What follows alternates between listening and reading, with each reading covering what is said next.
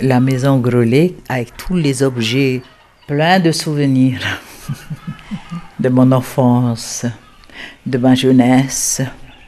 Je revois toute ma famille, toutes ces femmes, toutes ces mamans, ces grands-mères qui nous ont laissé tout ça. Jamais j'aurais pensé que cette étoffe si féminine allait me transporter moi-même, puis le savoir qu'elles m'ont laissé, vers d'autres horizons, d'autres mondes, arriver à Hawaï, New York, au Quai Branly. C'est peut-être que dans le monde entier, on connaît maintenant ce tapa qui a recueilli la vie, ce tapa parfumé, la naissance des enfants. On les a maillotés là-dedans jusqu'au dernier souffle de vie d'une personne, où on va les envelopper dans ce tapa. C'est vraiment comme la création, c'est comme une création, cette étoffe que nos mains de femmes avons battu, cette écorce dure qui nous résiste et puis qu'on a tapé dessus pendant un certain temps et qui est devenue une étoffe très souple avec laquelle s'habillaient tous nos anciens de toute la Polynésie, peut-être tout le Pacifique. Des siècles et des siècles, et ce tapa, cette étoffe est toujours là. Je me revois petite là, à voir tous ces mamans qui étaient en train de battre le tapa. Quand on voyait un tapa, ah là là, c'était tabou. C'était tabou parce qu'on nous interdisait d'aller. Il y avait certains coins qu'on n'avait pas le droit parce que c'était là où séchaient ces serviettes de nos mamans, de nos grands-mères, de nos grandes sœurs. Il était interdit de passer dans ces coins, bien sûr. On allait comme un voile à chaque fois, mais de loin. On avait vraiment peur de ces morceaux d'étoffe qui étaient étendus là. Mais on était très curieuse quand même de savoir, mais pourquoi c'est comme ça? À quoi ça sert? Pourquoi c'est interdit? Pourquoi ça? Comment faire une étoffe avec de l'écorce? Et nos grands-mères, même si c'était long, mais elles battaient le tapa et puis il y avait cette rari. Po e ato pu me Hawaii iha amau atua tohe a tapu o tapuru wato te au ia hu ai he e te hope o kiu motu. Lorsque je fais le tapa, je me sens vraiment là, une marquisienne. Moi et ma culture, moi et ce savoir-faire, sera toujours là, cette culture. On nous avait dit que la race marquisienne allait disparaître, mais elle est toujours là.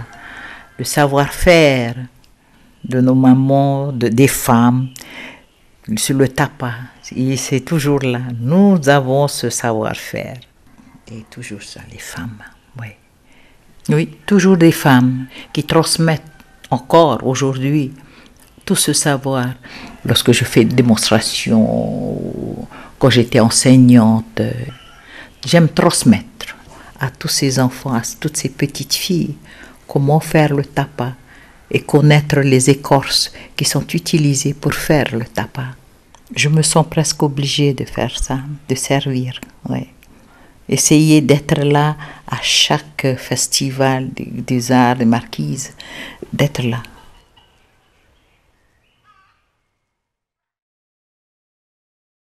Mais il n'y a que Fatoiva qui a gardé, sur toute la Polynésie, Fatoiva qui a gardé le savoir-faire du tapa. Nous avons continué, on est tellement loin des autres îles, vraiment loin. Il faut mériter pour venir à Fatoiva. On n'avait pas beaucoup de linge. Les femmes, elles avaient quand même tous les titis à l'air, toutes les fesses dehors, et puis il y avait juste un petit pagne, quoi. C'était seulement quand il y avait des grandes fêtes. Et là, ils mettaient des grands costumes. Là, ils étaient vraiment habillés, quoi.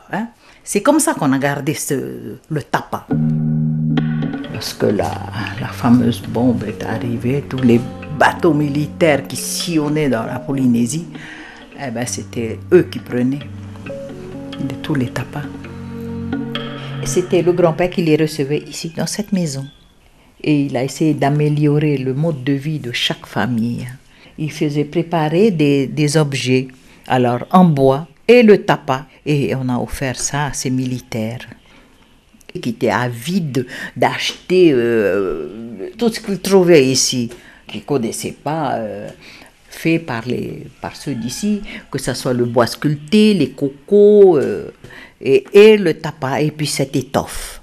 Et après, on a décoré l'étoffe.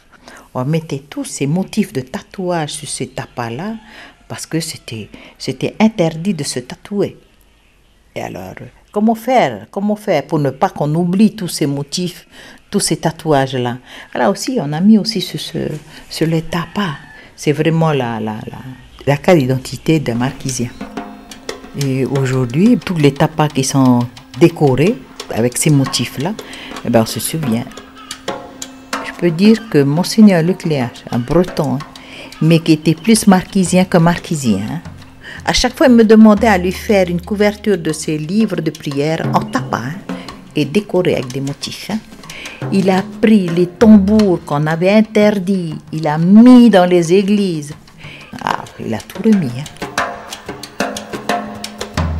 Monseigneur Lecléache a été vraiment celui qui nous a boosté. Et matava, effectivement, veut dire ouvrir les yeux, éveiller, rester éveillé, surveiller votre culture, surveiller votre langue, surveiller tout ce que vous avez.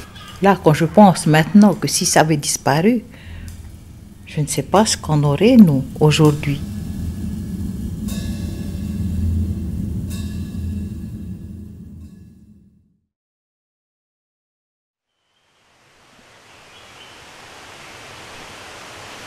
Ben, la première fois que je suis venue ici, j'étais accueillie par le chant de cet oiseau que vous entendez, qui est le omao ke'e. Alors, je suis arrivée et j'entends, on m'appelle. Parce que lorsque j'étais petite, une personne m'a donné son nom. Et par ce petit nom-là, que cet oiseau m'a appelé. Ah, tu vois, alors, esprit, il me connaît. Et c'est comme ça que je suis arrivée. C'est justement pour venir chercher des racines de bagnon qui donnent ce tapas brun.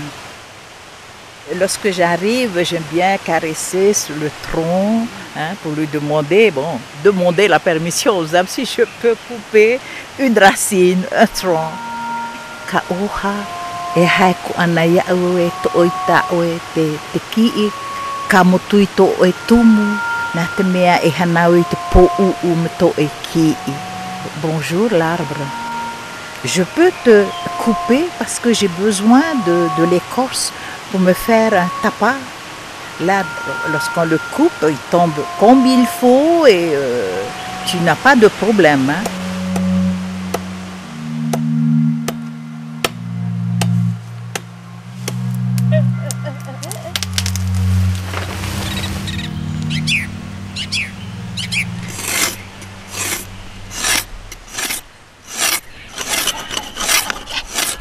Oui, enlever l'écorce, du bois. Je pense que je n'ai pas encore vraiment tout le savoir de faire le tapas, parce qu'il me manque ce fameux tapas que les anciennes faisaient et qui mesurait 3 mètres sur 6 mètres, des grands tapas. Ils appelaient le ahu enata. Voilà, alors là, maintenant je vais fondre.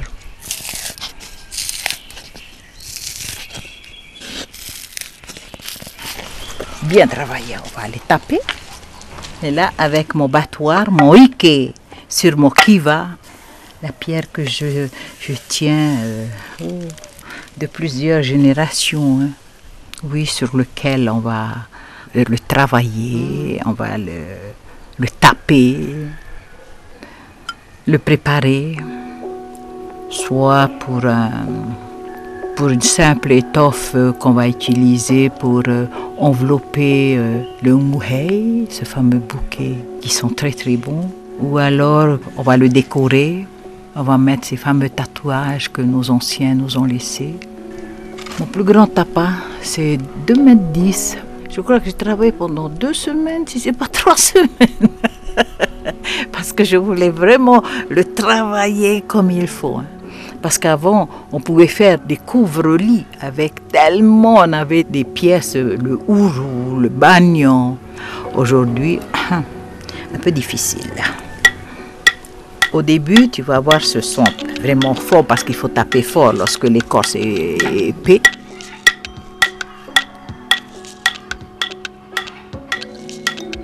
Voilà le combat contre cette écorce-ci ici.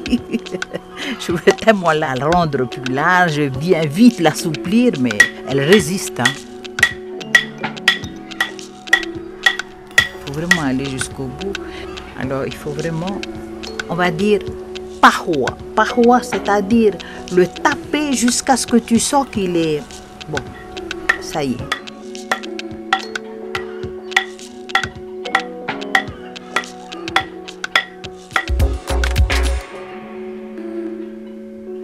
Tu as vu?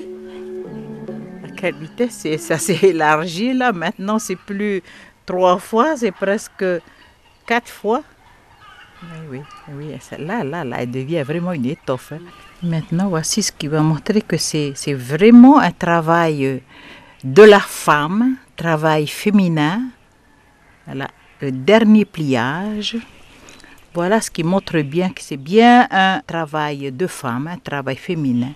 Nous avons là la forme du sexe de la femme. J'appellerais ça le vai einui tupuna, c'est-à-dire le cadeau que nos anciens nous ont laissé.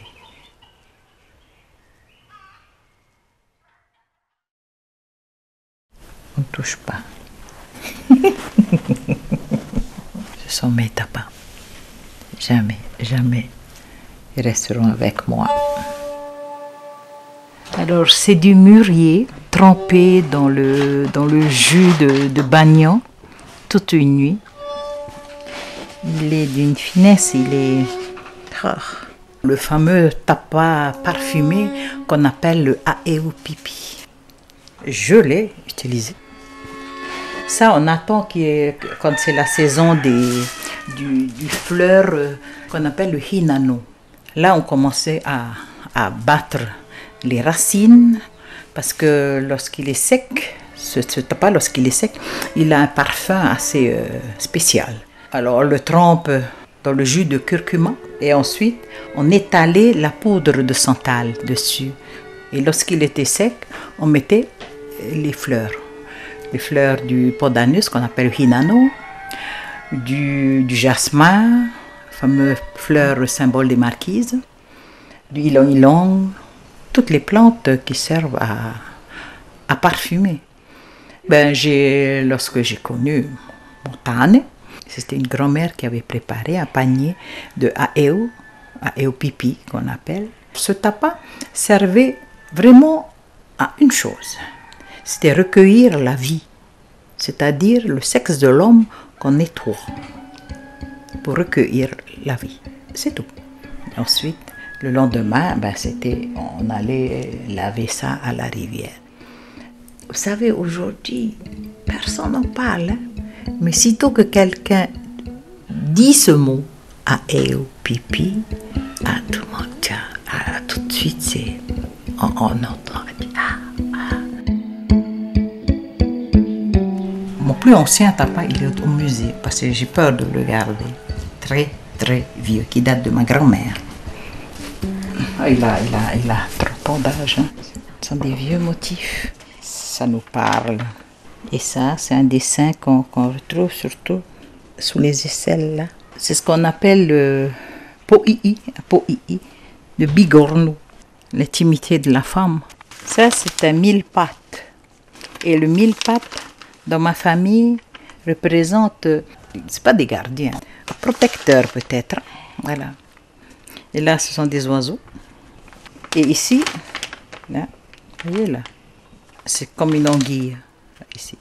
Tous ces motifs nous relient un peu à tous nos ancêtres, hein. Tout ce que nos anciens nous ont laissé. Et et qu'aujourd'hui on est reconnu quand même en tant que marquisien, que nous avons notre hymne, nous avons notre langue, nous avons notre culture. Tote fait noa et nata à tous les îles marquises, levez-vous. En tant que marquisien, on est fiers d'être des toa.